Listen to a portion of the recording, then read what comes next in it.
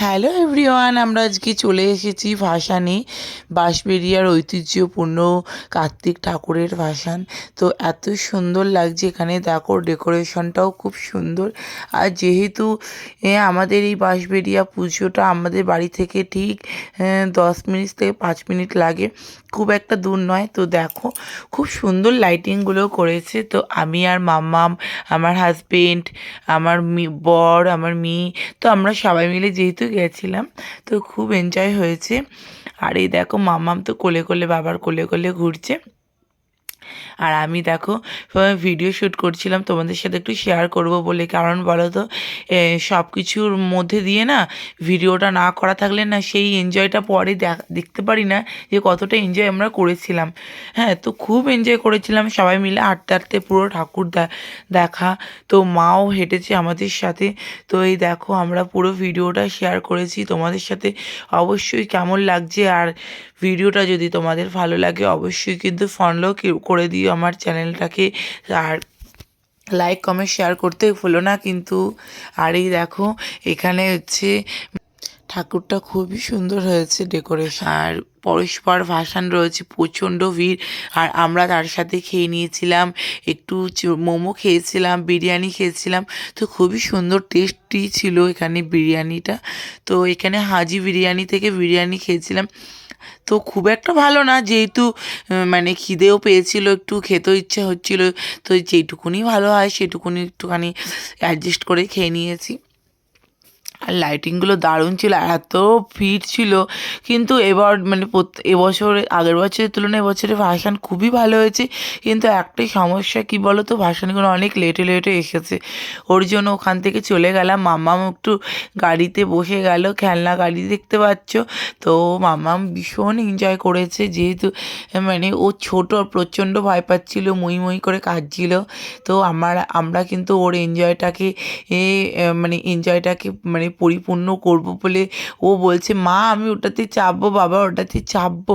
তো আমরা তো সব কিছু তো চাপাতে পারি না, যেহেতু ও ছোটো, ঠান্ডাও লেগে যাবে, গাড়ির হাওয়াটাও তো ঠান্ডা লেগে যাবে। তো একটাতে চাপিয়েছিলাম, ও তো সবকটা চাইছে, ও যেহেতু ছোট, অনেক ছোট, বোঝে না অত, ঠিক আছে। আর এখান দিয়ে দেখো আমরা খুশিতে মানে মামামের সাথে, মামামের পাশেও একটা বাচ্চা বসে গেল, নাহলেও একটুখানি ভয় ভয় পাচ্ছিলো। বাচ্চাটাকে দেখে ও আরও একটু খুশি হয়ে গেল, ও ভাই ভাই করছিল, ছোট হয় বাচ্চাটা ওর থেকে। ওখান থেকে চলে গেলাম ঠাকুর, এই নটরাজ ঠাকুর, খুবই সুন্দর নটরাজ ঠাকুরটা।